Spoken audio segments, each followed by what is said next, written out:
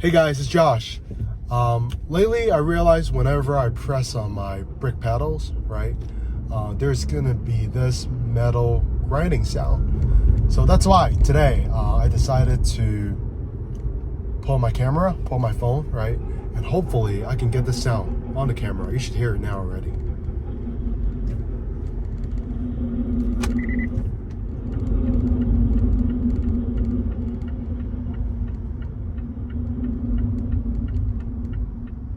Really loud sound, really annoying, and I'm pretty sure like if you're passengers in your car, they would be annoyed too. So, you know, if you're ever going on a date or you gotta like pick up your parents or friends, make sure you get this fixed as soon as possible.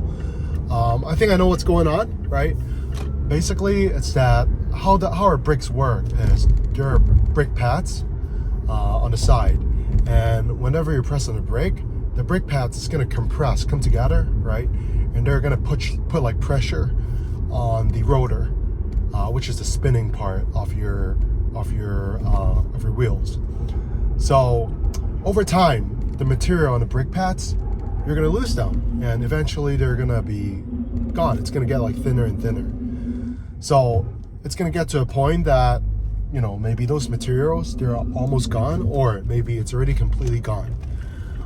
That's why when you press on the brake, the metal part of the brake pad, it's going to press against the rotor, and it's going to cause this metal grinding sound.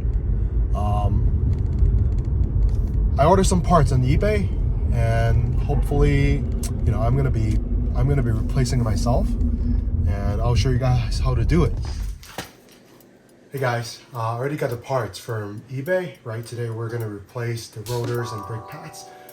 The very first step is, while the vehicle is still on the ground, we're going to loosen the lug nuts, because once the vehicle is lifted up, you're not going to have enough leverage to loosen these lug nuts.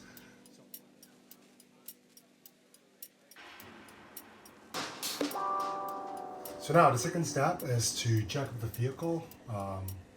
Anyways, let's just jack this side up and see how it goes.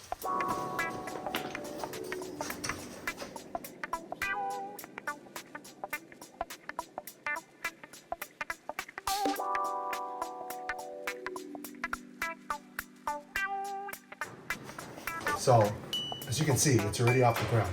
So we're good there. What we're gonna do, we're gonna put some wheel chocks in the rear wheels, right? Just in case this thing fail and the car is gonna roll back.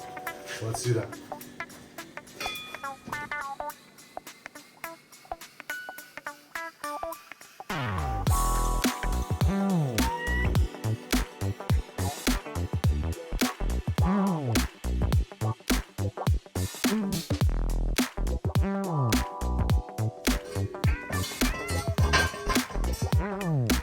So, jack stand is in, right? Just for safety measure. Usually this should be okay, ideally speaking, right? Another thing is I have the wheel right here, right? So just in case this thing sort of like fall on me, these are gonna be my safety nets. So now we can see the rotors, we can see the brake pads. Let's take it out and investigate what's going on.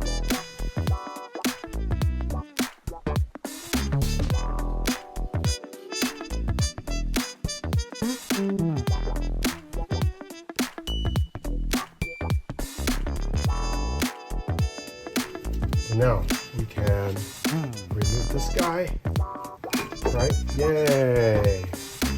So pretty heavy. You can see there are two parts. Make sure I tie it to the top. Keep the pressure on it.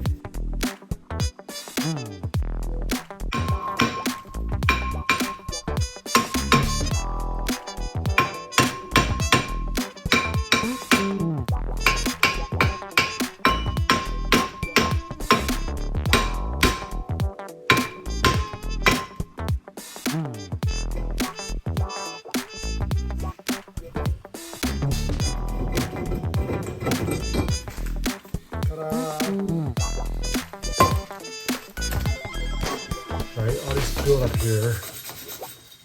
I'll try our best to, you know, Doesn't need to be a perfect job.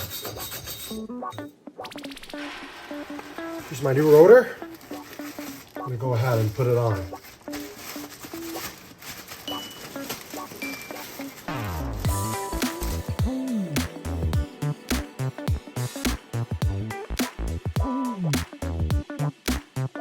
Yeah, just want to quickly show you guys the brake pads, right? So this is what I removed from the vehicle earlier.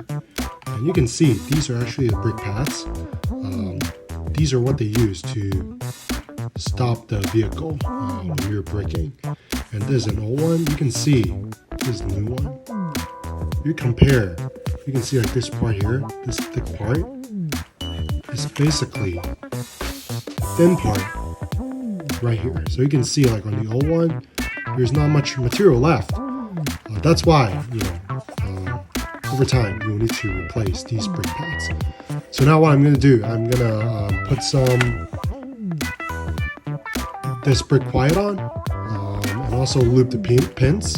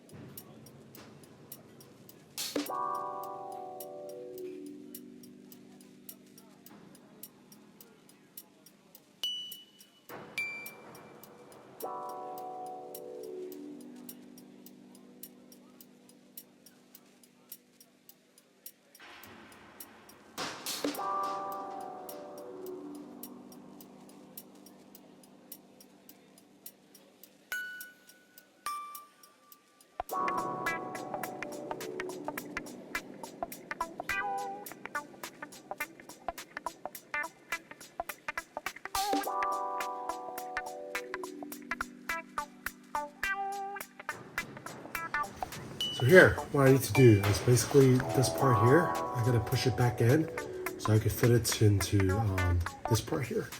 So what I'm gonna do is that I'm gonna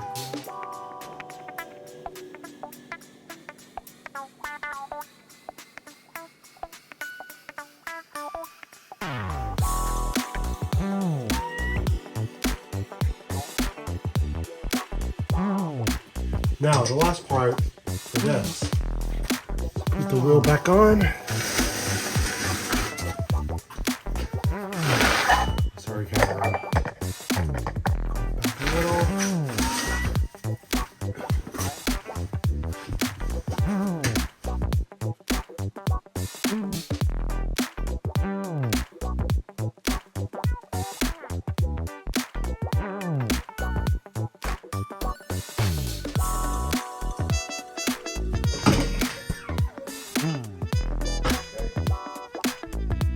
Right now.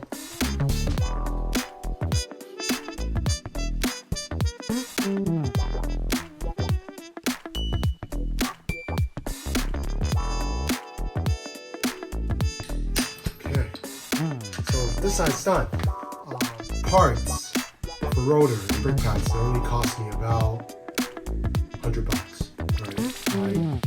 I think like in the past, I did try to go to the dealer and see how much they charge me for everything, and I think I'm being quoted $600. So by doing this myself, yeah, I saved all like $100. Yeah, hopefully this is going to be insightful.